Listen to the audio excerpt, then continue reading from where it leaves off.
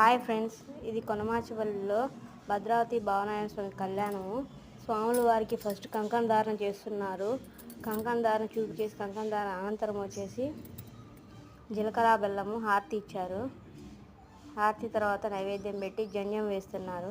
ఇక్కడ పద్మశాలీలు ఇక్కడ దేవుడికి జంధ్యం వేస్తారు. అట్లాగే మేము కూడా జంధ్యం వేసుకుంటాము. జెంట్స్ తల్లిదండ్రులు పెళ్లిపీటల మీద వేస్తారు. అలాగే స్వామివారికి వెండి జంధ్యము మామూలు ద్వారం జంధ్యం వేస్తున్నారు. వేసిన అనంతరము కన్యాదానం బొట్టు అంటే తాళిబొట్టును అందరి చేత తాకిస్తారు. మీరు కూడా చూసే ఉంటారు పెళ్ళిలో. అట్లాగే ఇక్కడ కూడా టెంకాయ మీద పెట్టేసి ముత్తైదుల చేత తాకిస్తారు. స్వామివారికి జంధ్యం ధారణ అయిపోయింది. జంధ్యము అంటారు. మేమైతే మీరేమంటారో కామెంట్ చేయండి. ఈ కడప సైడు నైవేద్యం పెడుతున్నారు స్వామివారికి. నైవేద్యం అనంతరము మళ్ళీ హారతి ఇస్తారు టెంకాయ కొట్టి.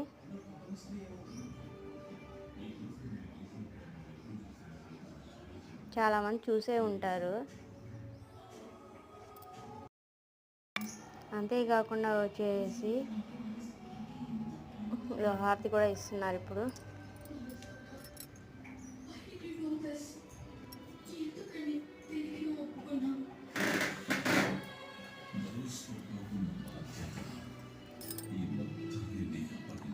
జీలకర్ర బెల్లం పెట్టారు, మళ్ళీ హారతి ఇచ్చారు.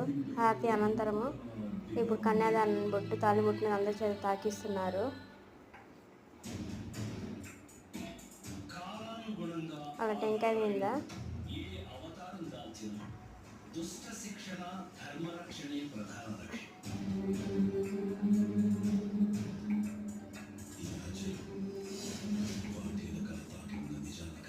మళ్ళీ హారతి ఇస్తున్నారు. హారతి అనంతరము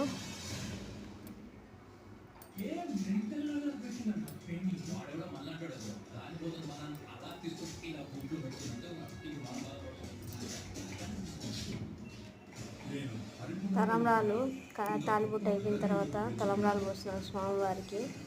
తలంబ్రాలు పోసేసిన తర్వాత ముత్యాలు పంచారు. కళ్యాణం వచ్చిన వాళ్ళకి ముత్తైదులకి ఒక